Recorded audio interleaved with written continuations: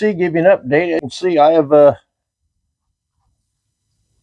cut a bunch of this out, but I have found something that I've never seen before. Somebody tried to fix this floor jace with Bondo. It's cracked. I don't know how they thought that was going to work, but anyway, I'll cut a new piece of metal and put that in. Next stage is I'll get this all ground down, cleaned up. Oh, let's see here. Oh, floor pans, or those floor pans over there. The one floor pan you seen in earlier video was in the car. Now the toe board that goes in the front up there, I had that, and it is like 3 times thicker metal than the floor pan I have to work with. So I'm going to try to leave as much metal in there as I can to help reinforce it, and then I'll reinforce this brace a little bit better. But anyway, we'll get this ground down. It's just so damn noisy, and there's no room to work in here. So let's get back in a few minutes with a progress report. Okay, as you can see, the toe board is in. I've ground the edges, so that way I got a good welding surface too. And if you'll notice, I put a screw here. This self-tapping screw goes into the body mount, which will have to be welded into it, which I get to that from underneath. And I'll probably use a plug welder where I got the screw when I get ready. But once you get this set in, set all your panels in, because what I found is this old panel here, which who knows how many years old it is, it don't quite line up in the front. So I'm going to have to trim a 1/2 inch off this, because that is exactly where it's supposed to be. Now to cheat, you can come over here and put a self-tapping screw in and then do your welding around it. Plug weld them. Self-tapping screws are great. I got these here at Menards or Harbor Freight or Lowe's or somewhere. But anyway, they work great. Screw them in. Once you get to where you want it, get it welded, take screws out, and you plug weld those.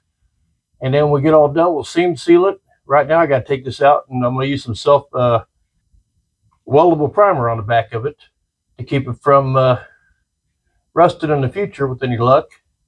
And we get done, we'll seam seal it and all that good stuff. And then my wife will POR-15 it, and it'll look good as new.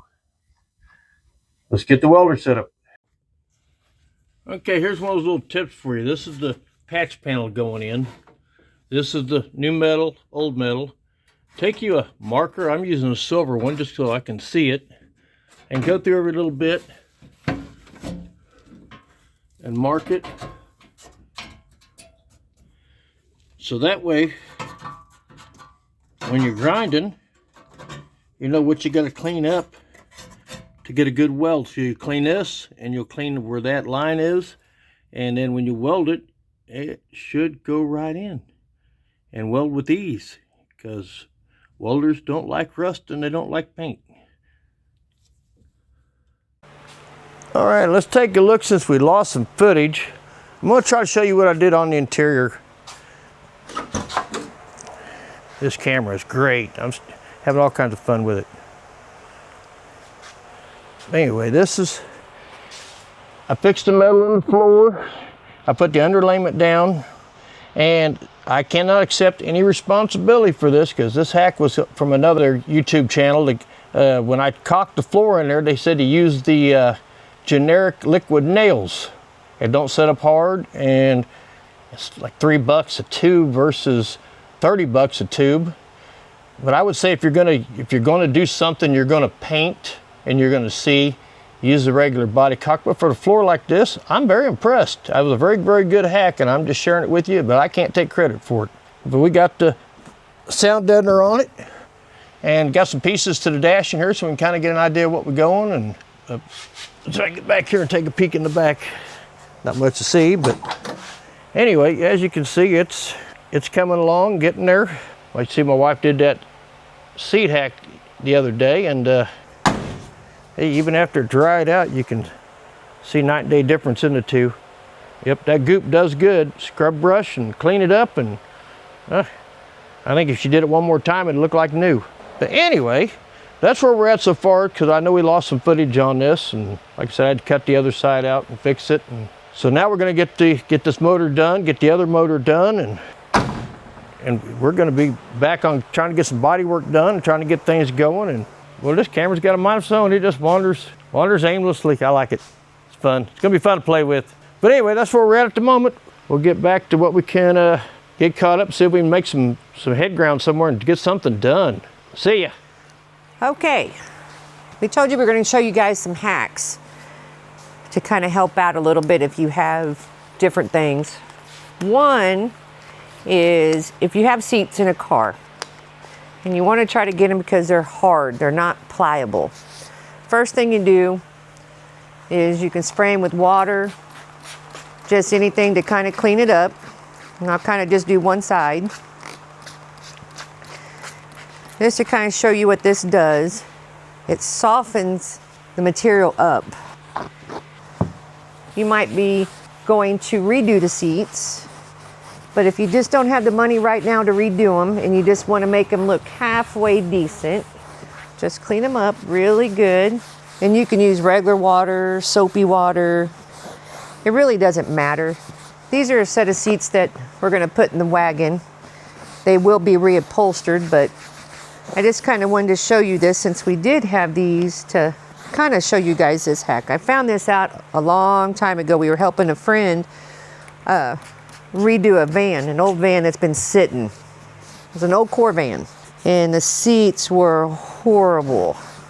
I was like, let me do some experimenting here. And he told me that that was not gonna, it wasn't gonna work, was not gonna make them seats look any better than what they already did. They just need to be replaced.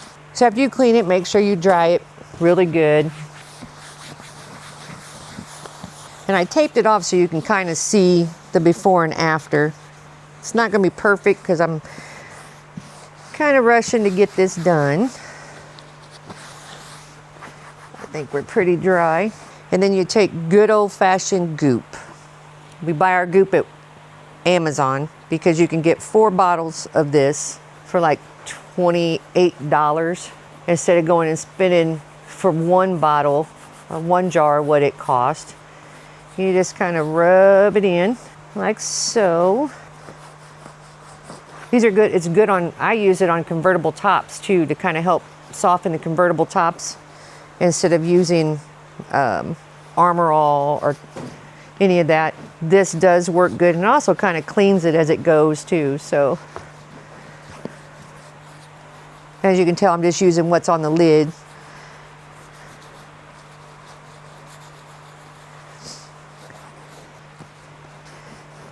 Kind of just let it, after you get it all on, just let it sit for about 10 minutes or so. And I didn't get the front of this to show you the front. So while that's sitting, we'll wipe this front off so we can see a whole effect of this.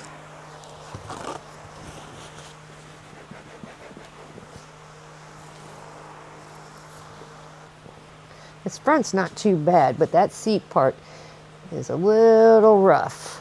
So just kind of let it, just smear it in and just let it sit for about 10 minutes. And then you're gonna, and I'm gonna come back in 10 minutes and wipe it down and show you what it looks like. Okay, it's been roughly 10 minutes, maybe a little longer.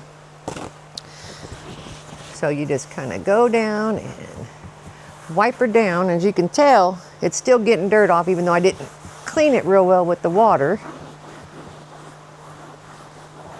You'll probably have to wipe it a couple times to make sure you get it all off.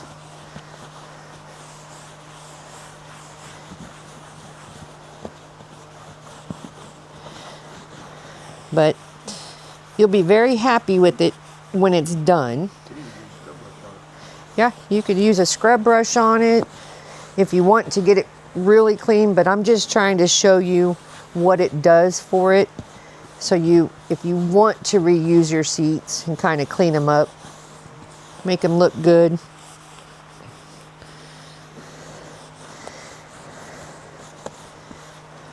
But as you can tell, it's even pulling any dirt that was on it.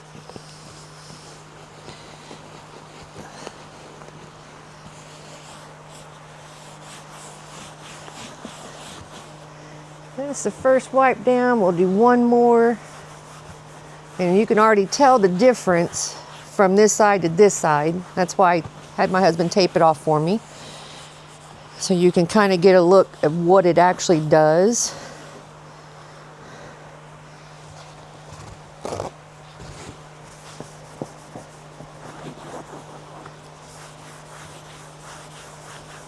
But for old seats that you can use until you get the money to either reupholster or buy new ones, to me it does a really good job of bringing out the color, and just so you can get by. Like I said, it's low budget. You do what you can to save some money, and if you don't want to buy seats or seat covers and your seats are good, this is one way to restore a seat. And as you can tell, just it's softer, and you can leave it on there longer. And some people would probably hose it off with a hose. You don't have to, just wipe it. And if you don't think it's soft enough and you want it a little bit softer, just do it again and let it sit a little bit longer. But there you go. That's one of the little hacks to save you some money and make seats that you can reuse. And you can spray it with the water, and as you can see, it's kind of beading up on it. I mean, you don't have to. Kind of get rid of a little bit of the shine.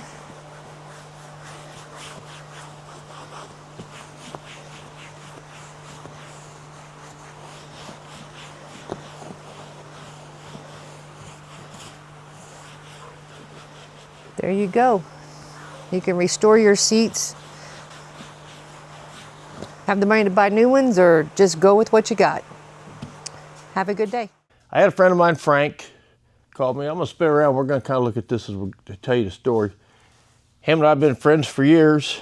He got a friend that's got a Firebird, like a 879, I think is what he said. Got a 67 400 in it, and is having trouble overheating. And he wanted to know how I put the electric fan switch on when your intake only has one temperature probe and the heads don't have any in it. So this is what I come up with. Well, maybe we'll get this going here. There we are.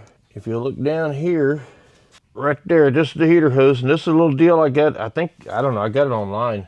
But it actually plugs into the heater hose going back to the firewall, and that will give you your 180 degrees to turn your fan on. And Frank, the only other thing I could think of maybe with the good fuel we have now is maybe you need to go a jet, one or two size bigger jets on the carburetor. Might cool that motor down. 210 seems a tad hot for it, but everyone's a little different. But see, I got the dual fans on. This is my 68 Firebird convertible. She only gave me a minute, so I'm going quick. But this is one I started during COVID, and then I got my shoulder hurt at work like 2 years ago, and it's kind of been sitting on the wayside till I can get my arm up in there and adjust the convertible top. But anyway, we'll showcase it one day.